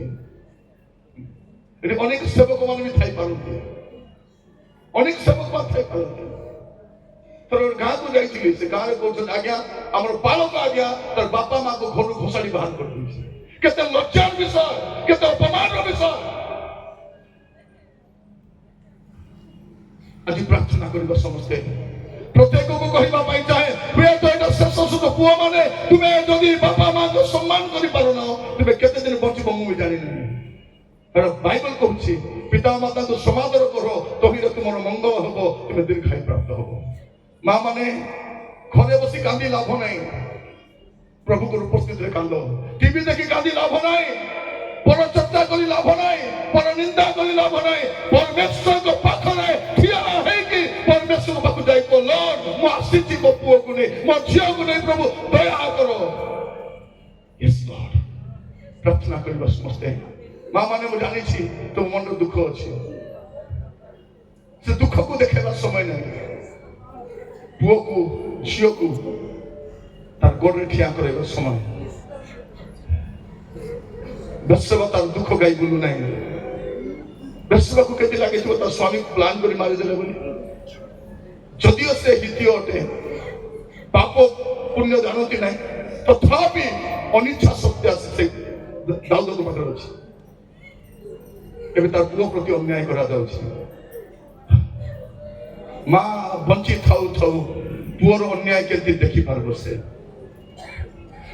ମୋର ପ୍ରିୟ ମାନେ, ମୁଁ କଟକରେ ରହୁଛି, ମୋ ଘର ସାମ୍ନାରେ ଗୋଟେ କୁକୁର ଛୁଆକୁ ଗାଡି ମଡେଇ ଦେଲା। ତା ମା ସେ କୁକୁର ଛୁଆକୁ ରାସ୍ତାରେ ବସିଥିଲା, କିଏ ମୋର ପିଲାକୁ ଗାଡି ଯେତିକି ବାଇକ୍ ଗଲେ ଗଡଉଥିଲା। ସେ ମୁଁ ପଚାରିଲି ଏ କୁକୁର ଆମକୁ କିଛି କରୁନି କାହିଁକି? ଲୋକକୁ ନା ଗୋଟେ ବାଇକ୍ ମଡେଇକି ଯାଇଛି। ଆମେ ରାଉରକେଲା ଫେରିବା ସମୟରେ ଆମେ ଟ୍ରେନରେ ଫେରୁଥିଲୁ, ଟ୍ରେନର ରାସ୍ତା ଉପରେ ଗୋଟେ ହାତୀ ଛୁଆକୁ ମଡେଇ ଦେଇଛି ଗାଡି। ଆପଣ ବିଶ୍ୱାସ କରିବେନି, ଜଙ୍ଗଲରୁ ପଲ ପଲ ହାତୀ ଆସିକରି ରେଲୱେ ଟ୍ରେନରେ ବସି ପଡିଲେ। 5-7 ଘଣ୍ଟା ଟ୍ରେନ ହଲି ନାହିଁ। ସେଇଟା ମା ମୋର ମା ମାନଙ୍କୁ କହିବା ପାଇଁ ଚାହେଁ, ପ୍ରାର୍ଥନା କରିବା ପୂର୍ବରୁ ଆଜି ଅଣ୍ଟା ଭିଡ଼ନ୍ତୁ। ମୋର ପୁଅକୁ ରକ୍ଷା କରିବା ଅଛି, ଗଞ୍ଜେଇ ନିଶାରୁ, ମଦରୁ, ବ୍ୟଭିଚାରରୁ, ପାପରୁ ମୋର ଝିଅକୁ ରକ୍ଷା କରିବାର ଅଛି। ପୁଅ ମାନେ ଝିଅ ମାନେ ବାପା ମାଙ୍କୁ ଯେତିକି କନ୍ଦାଇଲ ଯଥେଷ୍ଟ ହେଲା। ଏବେ ହସ ଦିଅ, ଯାଇକି ଘରେ ମାକୁ କହିବ, ମା ମତେ କ୍ଷମା କରିଦେବ। ବାବା ଯଦି ବଞ୍ଚିଛନ୍ତି କୁହ, ନହେଲେ ତୁମେ ମଲା ପରେ ବାଥରୁମରେ ବସି କାନ୍ଦିବ, ତୁମେ ଛାତରେ ବସି କାନ୍ଦିବ, ଅନ୍ଧାରରେ ବସି କାନ୍ଦିବ। ମୋ ବାପା ମା ସହିତ ମୁଁ କଣ କରିବି? ପ୍ରାର୍ଥନା କରିବା ପାଇଁ ଯିବା। ଆସନ୍ତୁ ସମର୍ପିତ ହେବା କହିବା ପ୍ରଭୁଙ୍କୁ, ପ୍ରଭୁ ମୁଁ ପୁଣି ଥରେ ନୂଆ ଆରମ୍ଭ କରିବା ପାଇଁ ଚାହେଁ। ପ୍ରଭୁ ମୁଁ ଘର ସଂସାର କଲି ସତ କଥା, ଗୋଟେ ମା ହେଲି ସତ କଥା, କିନ୍ତୁ ମାର ଦାୟିତ୍ୱ ମୁଁ ନେଇପାରି ନାହିଁ। ପୁଅ ଝିଅ ମାନେ ଏତେ ବଡ ବଡ ହେଲଣି, ବାପା ମା ପାଇଁ କଣ କରିଛ? ଏବେ ସମୟ ଆସିଛି ସମର୍ପିତ ହେବା ପାଇଁ। ଆସନ୍ତୁ ହାତ ଦୁଇଟା ସ୍ପର୍ଗରେ ଉଠେଇବା, ସମସ୍ତେ ଉଚ୍ଚ କରି ଉଠାନ୍ତୁ ହାତ। এটা আমার সমর্পণ হাত অটে, এইটা সমর্পণ হাত অটে, এইটা সমর্পণ হাত অটে। প্রভু কত সমর্পিত হবা পাই কহিবা পাই, প্রভু আজি মু তুম উপস্থিত সমর্পিত হচ্ছি। ଗୋଟେ ବାପାର କର୍ତ୍ତବ୍ୟ କରିବି, ଗୋଟେ ମାର କର୍ତ୍ତବ୍ୟ କରିବି, ଗୋଟେ ପୁଅ ଝିଅର ବାସ୍ତବ କର୍ତ୍ତବ୍ୟ କରିବି। ପ୍ରଭୁ ମତେ ଦୟା କର। ହାଲେଲୁୟା। ପ୍ରାର୍ଥନା କରିବା, ସମର୍ପିତ ହେବା, ପ୍ରଭୁ କହିବା ଲର୍ଡ ମୁଁ ଆସୁଛି ପ୍ରଭୁ ତୁମ ପାଖକୁ, ମୁଁ ସେ କାମ କରିପାରି ନାହିଁ। ଆଜିର ପ୍ରସଙ୍ଗ ଶିଖାଏ, ଏ ସିଓନର କନ୍ୟା ମାନେ ଯାଇ ଦେଖ, ଏ ଷ୍ଟାଇଲ ଛାଡ, ଏ ଲୁଗା ପିନ୍ଧି ନାଚ କରିବା ଛାଡ, ଏ ସୁବର୍ଣ୍ଣ ଆଭରଣ ଛାଡ, ଏ କଟାକ୍ଷ କରିବା, ଏ ଋଣଚୁଣ କରିବା ଛାଡ। ଦେଖ ବେଶ୍ୟାକୁ, ତାର ପୁଅକୁ ସେ ମୁକୁଟ ଦେଇଛି, ଆଉ ରାଜ ଅଭିଷେକ ଦିନ ସେ ପୁଅ ସେଇ ମୁକୁଟ ଚାପି ଦେଇଛି। କହିବା ପାଇଁ ସମସ୍ତଙ୍କୁ, ସମସ୍ତ ସମାଜକୁ କହିବା ପାଇଁ ଚାହେଁ, ବିକଜ ଅଫ ମାଇ ମଦର, ମୋର ମା ପାଇଁ ମୁଁ ଏଠି ଅଛି। ଆଜି ଅନେକ ପିଲାମାନେ ମାକୁ ଯାଇ କଥା ହଉନାହାନ୍ତି, ମାକୁ କ୍ଷମା ଦେଇ ପାରୁନାହାନ୍ତି, ମା ସହିତ ମିଶୁନାହାନ୍ତି, ଅନେଇ ବି ଦେଖୁନାହାନ୍ତି। କଣ କରିବ? ହୋ ମୋର ଭଉଣୀ ମାନେ, ଆସନ୍ତୁ ମୁଖ ଖୋଲିବା, ଉଚ୍ଚ ସ୍ୱରରେ କ୍ରନ୍ଦନ କରିପାରିବା, ପ୍ରଭୁକୁ କ୍ଷମା ମାଗି ପାରିବା, ପ୍ରଭୁକୁ କହିପାରିବା। ପୁଅ ମାନେ ମୁଁ କହିବା ପାଇଁ ଚାହେଁ, ମୋର ପ୍ରିୟ ଭାଇ ମାନେ, ମୋର ପ୍ରିୟ ଯୁବା ମାନେ ମୁଁ କହିବା ପାଇଁ ଚାହେଁ, ଟାଇମ তোর ক্যারিয়ার ঠিক হয়ে যাব, তোর ফিউচার ঠিক হয়ে যাব। বাপা মা সহিত ঠিক রহিବାକୁ শিখ। প্রভুଙ୍କ ଦାସ ବର୍ତ୍ତମାନ ଆଜ୍ଞା ବିକାଶ ବର୍ତ୍ତମାନ ଆଜ୍ଞା ଅନୁରୋଧ କରିବି, ଶାଶୀ ବାବୁ ସମସ୍ତେ ପ୍ରାର୍ଥନା କରିବେ, ହାତ ଉଚ୍ଚାରେ ଥାଉ। এটা আমার সমর্পণ হাত ওঠে। প্রভুଙ୍କ ଦାସ ଆମ ପାଇଁ ପ୍ରାର୍ଥନା। Hallelujah Jesus.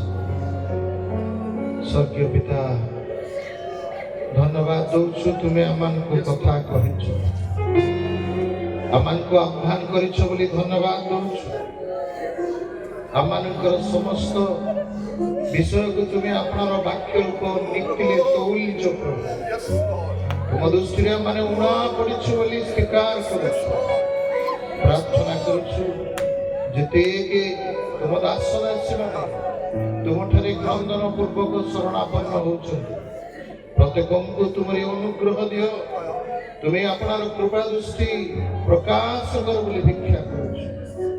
ଆମେ ତୁମ ବାକ୍ୟ ଗ୍ରହଣ କରିବୁ, ଆପଣାକୁ ଜାଗ୍ରତ କରିବୁ, ତୁମରି ନାମରେ ନିଜକୁ ଆଦର୍ଶ ପୂର୍ଣ୍ଣ ଭାବରେ ତୁମ ବାକ୍ୟ ଅନୁଯାୟୀ ବ୍ୟବହାର କରିବୁ। ସେଥିପାଇଁ ତୁମ ପ୍ରିୟ ଦାସଙ୍କୁ ତୁମେ ବ୍ୟବହାର କରୁଛ, ଧନ୍ୟବାଦ ଦଉଛୁ। ତୁମରି ଅନୁଗ୍ରହରେ ପୂର୍ଣ୍ଣ କରି ଆଗାମୀ ଦିନ ମାନଙ୍କରେ ଅନେକ ଆତ୍ମା ମାନଙ୍କ ପାଇଁ ତାଙ୍କୁ ତୁମେ ବ୍ୟବହାର କରିବୁ। ଆମ ସମସ୍ତଙ୍କୁ ତୁମ ସହିତ ରଖି ତୁମେ ଆମମାନଙ୍କୁ କଥା କହିଲ ବୋଲି ଧନ୍ୟବାଦ ଦେଇ ଯୀଶୁଙ୍କ ନାମରେ ପ୍ରାର୍ଥନା କରୁ।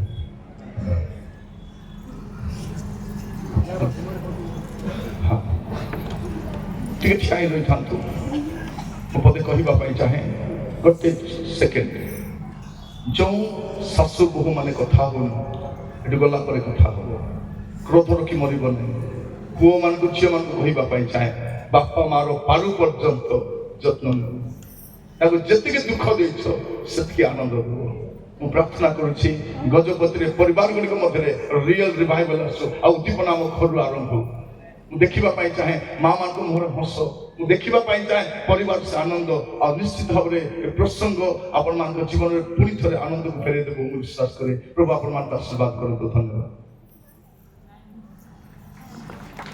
ଧନ୍ୟବାଦ। ଏହି ସମୟରେ ଆମ ପ୍ରତ୍ୟେକଙ୍କୁ ପ୍ରଭୁ ଆଶୀର୍ବାଦ କରନ୍ତୁ। ପୁଣି ମହିଳା ସମ୍ମିଳନୀ ପକ୍ଷରୁ ମଧ୍ୟ ପ୍ରିୟ ପ୍ରଭୁଙ୍କର ଦାସଙ୍କୁ ଆମେ ବିଶେଷ ଧନ୍ୟବାଦ ଜଣାଉ। ଏହି ସମୟରେ ସମସ୍ତ କାର୍ଯ୍ୟ ସମାପ୍ତ ହୋଇଅଛି। ଆମମାନଙ୍କ ମଣ୍ଡଳୀ ସମ୍ମିଳନୀର ସାଧାରଣ ସମ୍ପାଦକ ମହାଶୟ ସମ୍ମୁଖକୁ ଆସିବେ। ସେ କିଛି ପ୍ରାର୍ଥନା କରି ଶେଷ ଆଶୀର୍ବାଦରେ ଆଜିର ସଭା ସମାପ୍ତ କରିବାରେ ହେବେ।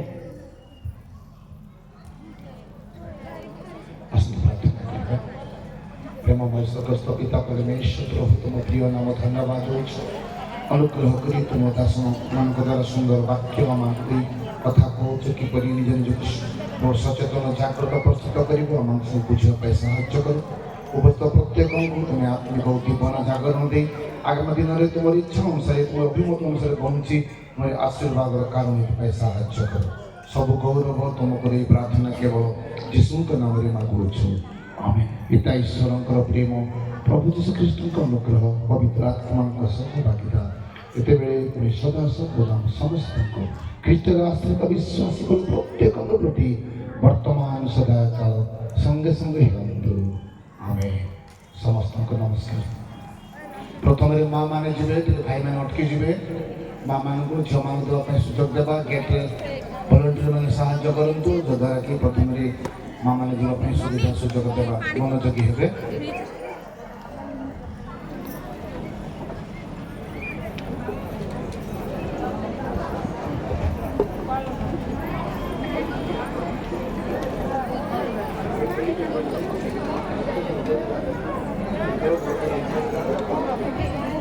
বর্তমান শতাব্দী বড়পদা বাপ্টিস্ট মন্ডলী মহিলা সমিতি সঙ্গীত পরিবেশন করিবা পাই প্রস্তুত হুয়ন্তু। বড়পদা শতাব্দী বাপ্টিস্ট মন্ডলী মহিলা সমিতিকে অনুরোধ করুছু মহিলা সম্মিলনী পক্ষরু সেমানে পালক মহাশয় লিড করিবে যাইকি। ডিকন বন্ধু মানে মধ্যে আসিছন্তি।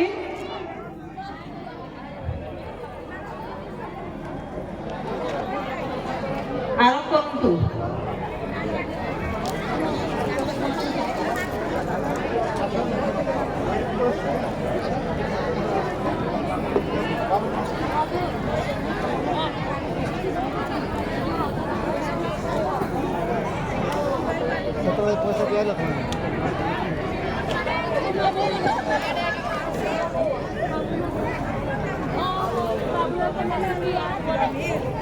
पण माको धर दिया ना तर मुन ये गोस